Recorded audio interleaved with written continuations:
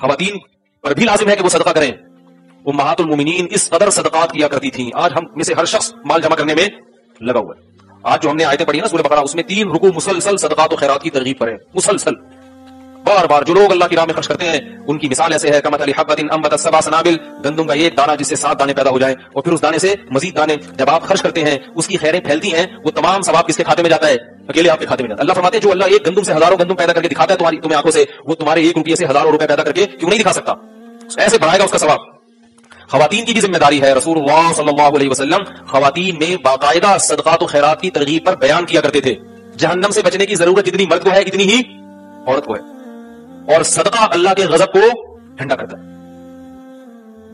آپ سے کوئی گناہ ہو گیا، کوئی کوتاہی ہو گئی، اللہ کو غضب آیا ہے، توبہ استغفار بھی کرو خوب گڑا کے، اور کسی کی حاجت پوری کر دو. کیونکہ جب اللہ اس کو خوش دیکھیں گے تو اللہ جو آپ پر غصے ہوئے تھے وہ غصہ اللہ کا بولو بھائی ٹھنڈا ہو جائے. حضرت عمر رضی اللہ تعالیٰ عنہ پریشان تھے نا، گھر سے آواز آئی غریب بچوں کی. حضرت عمر نے جا کے ان کو کھانا کھلایا. لوگوں نے کہا کہ آپ امیر المومنین ہیں، آرام کریں، ہم پہنچا دیں گے. فرمائے نہیں.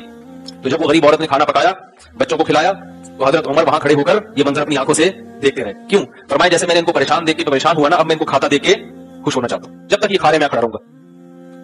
تو جو کسی کا خیرخواہ ہوتا ہے نا وہ اسے خوش دیکھ کے خوش ہوتا ہے. تو اللہ اپنی مخلوق سے محبت کرتے ہیں. تو جب کسی مخلوق پہ کوئی حال آتا ہے اور دوسرا اس کی مدد کرتا ہے اور وہ غریب یا مسکین، وہ حاجت مند خوش ہوتا ہے، تو اللہ بھی کیا ہوتے ہیں؟ خوش ہوتے ہیں. تو اللہ کا غضب کیا ہوتا ہے پھر؟ ٹھنڈا ہوتا ہے. تو یہ غضب ٹھنڈا کرنے کی ضرورت جیسے مردوں کو ہے اسی طرح سے عورتوں کو بھی. خواتین کہتی ہیں کہ ہمارے پاس تو پیسے ہی نہیں ہوتے تو ہم کہاں سے صدقہ کریں؟ اللہ کے نبی نے فرمایا کہ اتقوا النار ولو بشق تمرۃ، آدھی کھجور صدقہ کر دیا کرو، اس سے بھی اپنے آپ کو جہنم کی آگ سے بچا سکتے ہو. بھائی اگر ایک کھجور ہے نا، آدھی صدقہ کر دو. آج اللہ نے سب کو پیسہ دیا، شوہر کی سے جو جیب خرچی ملتی ہے اس میں سے کچھ حصہ اللہ کی راہ میں. اچھا آج کل صدقات و خیرات ہوتے کیوں ہیں؟ وہ بھی جو ٹھیک ہے، بلائیں ٹالنے کے لیے بھی صحیح ہے، بچوں کے صدقے اور فلانے کے صدقے اور فلانے کے نکالے جا رہے ہیں، وہ بھی ٹھیک ہے. لیکن سب سے بڑی مصیبت کیا ہے جو ہمارے سر پہ کھڑی ہے؟ وہ ہے جہنم کی آگ، ہمارے گناہوں کا عذاب. اس بلا کو ٹالنے کے لیے صدقہ کرنا چاہیے. صدقات سے بلائیں ٹلتی ہے نا، تو لوگ بچوں کے لیے صدقہ کرتے ہیں کہ جس پہ کوئی بلا آنے والی ہے تو ٹل جائے. ٹھیک ہے نا، یہ بچ گیا، ٹرک کے نیچے آیا تھا، نیچے سے اسٹیکر ٹرک کے نیچے کوئی آ جاتا ہے اسٹیکر بن جاتے ہیں نا، آپ کو پتا ہے کراچی کے ٹرک ایسے. تو یہ بچ گیا تو صدقہ کرتے ہیں، اچھی بات ہے، شکر میں. لیکن اصل صدقہ کیا ہے؟ بولو بھائی، اللہ کے غضب کو ٹھنڈا کرنا. اس کی فکر نہیں کرتے. صدقہ کر کے نہ دیکھ رہے ہوتے برکت ہو رہی ہے کہ نہیں ہو رہی، پیسے آ رہے کہ نہیں آ رہے. بھائی اللہ کے غضب کو ٹھنڈا کرنے کے لیے صدقہ کیا کرو. صحابہ اس لیے کیا کرتے تھے. تو خواتین کو جو صدقہ اور خیرات ہے، وہ خواتین کو ایک بات کا بہت اہتمام کرنا چاہیے کہ جتنی اللہ نے آمدن دی ہے اس میں سے کیا کریں؟ صدقہ. اور اپنے رشتے داروں کو کبھی کبھار اچھی اچھی چیزیں گفٹ کر دیا کریں. ٹائٹ قسم کا جوڑا جو عید پہ شوہر کی طرف سے ملا، وہ اپنی نند کسے کہتے ہیں؟ شوہر کی بیوی بہن کو نا. وہ نند کو کیا کر دیا؟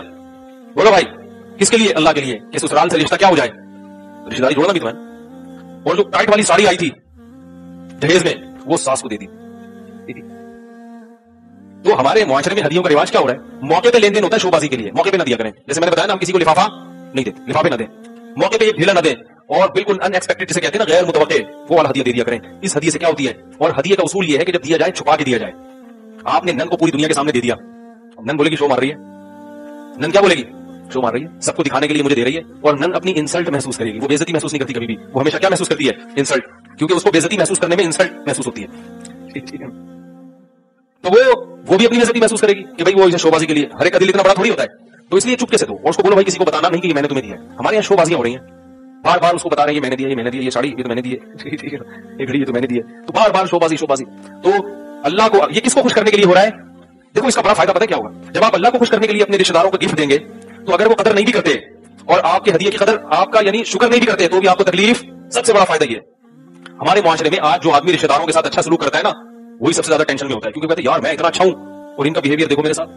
تو بھائی آپ اتنے اچھے اللہ کے لیے ہے نا، تو اللہ کا سلوک آپ کے ساتھ انشاءاللہ بہت اچھا ہوگا. تو آپ کو کیا ضرورت ہے آپ کے ساتھ اچھا سلوک کرے یا نہ کریں؟ بھائی ہم نے اللہ کے لیے کیا، ہم تو کسی کو بتانا بھی نہیں چاہتے. ہم تو کسی کو ہدیہ دیں تو ہم تو یہ شو بھی نہیں کرنا چاہتے کہ یہ ہدیہ یہ گفٹ ساس کو کس نے دیا ہے، بہو نے دیا ہے. تو شو بھی نہیں کرنا چاہتے. ہم چاہتے چھپا رہیے. میں اکثر اپنے رشتے دار کا واقعہ سناتا ہوں کہ وہ جب آتے تھے گھر، اپنے والد صاحب کو ایک اچھا اماؤنٹ پکڑاتے تھے اور کہتے تھے اپنی طرف سے رشتے داروں میں یہ تقسیم کر دیں اپنے نام سے، یہ نہیں بتانا کہ یہ کس نے دیے، میں نے دیے، تاکہ آپ کی ویلیو ہو. باپ کو عزت دے رہے ہیں نا کہ ابا آپ ابا ہیں، پتا چلے ابا کون ہے، آپ ہیں. اگر میں خرچ کروں گا گھر میں، لوگ مجھے ابا سمجھنا شروع کر دیں گے. تو باپ کا پتا چلنا چاہیے کہ گھر میں باپ کون ہے. آج کل یہی بڑا مسئلہ ہے، بیٹا تھوڑا سا پیسے والا آتا ہے تو ابا کو آخر دلانا شروع کر دیتا ہے. بھائی آپ کے پاس پیسہ ہے، آپ گھر میں اپنے بہن بھائیوں پہ خرچ کرتے ہیں تو ٹھیک ہے ڈائریکٹ بھی دیں، لیکن بہت سی رقم باپ کے ذریعے تقسیم کروائیں. اور یہ شو نہ کریں کہ ابو کو میں نے دی تھی اور ابو جو تمہیں دے رہے ہیں نا، یا ابا یہ میں نے دی. نہ آپ جانو آپ کی اولاد ساری زندگی آپ نے ہمیں کھلایا، یہی شو ہوگا کہ آپ کھلا رہے ہیں. اس کا اپنا مزہ ہے بھائی. اللہ کے لیے چھپاؤ اس کو. دکھا کے خرچ کرنے کی فضیلت اس وقت ہے جب لوگوں کو ترغیب دینا مقصد ہو. वरना सदका कौन सा बेहतर है? छुपा के, दिखा के, इसलिए तरगीब देने के लिए बाज़ दफा, ताकि एक भाई खर्च करेगा दूसरों को भी तरगीब होगी, मुआशरे में इस तरह बाप खर्च करेगा ताकि औलाद को तरगीब हो। एक साहब थे, मुझे उनका ताल्लुक ऐसी कौम से था जो कंजूसी में मशहूर है। मैंने उनको देखा, बड़ी सखावत, अपने बहन भाइयों पे बहुत खर्च करते थे वो, हर वक्त बहन भाइयों को हदिये भेज रहे, हर वक्त। मैंने उनसे पूछा, यार आपके बारे में तो हमने सुना था ये लोग कंजूस होते हैं। उन्होंने कहा ऐसा नहीं है। मैंने कहा ये आपने कहां से सीखा? ये कहने मेरे वालिद साहब को मैंने देखा था कि अपने बहन भाइयों पे, बोलो भाई, मेरी फुफियों पे और चाचों पे खर्च करते थे। उन्होंने किसी मौलवी साहब का बयान नहीं सुना, उस साहब ने कोई तकरीर नहीं सुनी, सखावत है, अपने बाप को देखा कि वो अपने बहन भाइयों पे खर्च कर रहा है, तो अब्बा से ये चीज कहां ट्रांसफर हो गई? खुद बहुत बेटे में। समझ रहे हो कि नहीं समझ रहे? तो याद रखो, अपने, अगर आपकी अल्लाह ने औलाद दी है और आप चाहते हो कि मेरे मरने के बाद मेरा बेटा मेरी बेटियों का ख्याल रखे, तो जिंदगी में अपने भाई बहनों का ख्याल रखना।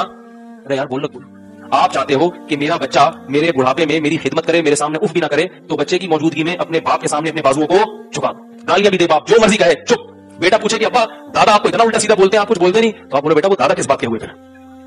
है भाई, बेटा वो दादा है, दादा को अल्लाह ने हक दिया है, दादा घर का सरबराह होता है, वो मेरा बाप है, मैं उसके सामने कैसे बोलूं? ये ना बोले बच्चे को मैं इसलिए बोला ताकि तुम भी ना बोलो। बच्चा बोलेगा तो सियासत है। बोले बेटा बाप के सामने आवाज नहीं उठाई जाती। ये चीज बेटा सीखेगा। जिन खानदानों में ये रिवाज है, उनके बच्चों ने अगर माँ बाप के हुकूक पर तकरीरें नहीं भी सुनी होती, फिर भी वो अपने वालिदैन का एहतराम करते हैं, उनकी खिदमत करते हैं। और जिनके घरों में रिवाज नहीं है, घंटों घंटों सालों को बिठा के ना तरगीबें देते रहो, एक एक घंटा में तो देखा हूं ना, फिर भी वो बर्दाश्त नहीं करते।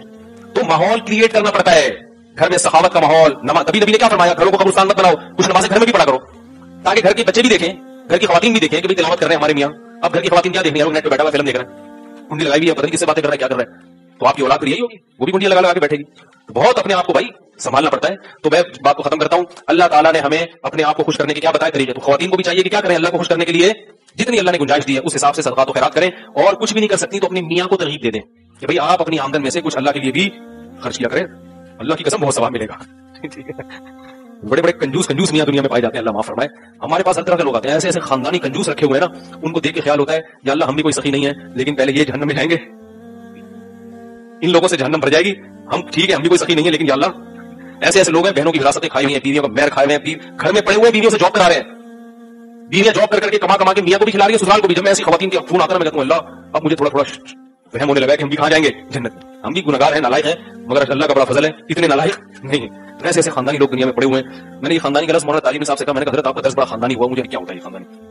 वो इस टर्म से वाकिफ नहीं है ना। फिर हमने उनको बड़ी डिटेल में समझाया कि ये खानदानी, असल में ये खानदानी लफ्ज़ मैंने पता कहां से सीखा है? एक आदमी मुझे वालिद साहब की विरासत में जो पैसे मिले थे ना, मैंने कारोबार में लगा दिए। तभी तो मैं आप लोगों को कहता हूं किसी को पैसे ना पकड़ो। तो वो एक बंदा था, दाढ़ी उसकी छोटी छोटी दाढ़ी, और वो मेरे पास आया, कुछ पैसे मेरे लोग खा गए थे, तो वो बंदा आया मेरे पास और कहने लगा कि मुझे पैसे दो। मैंने कहा यार मैंने तो जिसको भी पैसा दिया वो खा गया। कह रहा देखो जब भी किसी को पैसा दो ना, तो ये देख लेना वो बंदा खानदानी होना चाहिए। ऐसे चालाक लोग हैं दुनिया में, वो बंदा कैसा होना चाहिए? खानदानी। मैं सैयद हूं और जो मर्जी है, खानदान अच्छा है मेरा। ऐसी चिकनी चपड़ी बातें की है ना उसने। हमारे पास जितने पैसे थे हमने उस खानदानी आदमी को, वो खानदानी ऐसा शाट हुआ कि उसके खानदान का एक फर्द भी पकड़ाई में नहीं आ रहा है। समझ रहे? इसलिए मैं लोगों से कहता हूं भाई जो पैसा आपकी जेब में है वो आपका है, जो किसी को आपने कारोबार के लिए पकड़ा दिया। अभी कल मेरे पास एक साहब है कि मैंने अपने पैसे किसी को पता नहीं 1 करोड़ रुपए दिए, तो वो दे नहीं रहा। मैंने कहा अगर वो दे दे तो दुनिया का सबसे बड़ा बेवकूफ है वो। आपने 1 करोड़ दे दिए, बेवकूफ इसलिए है कि दुनिया के लिहाज से, दुनिया में तो इसको हमारा आप क्या बिगाड़ लेंगे उसका, फिर भी दे दिया उसने, तो दुनिया के लिहाज से वो बेवकूफ ही है।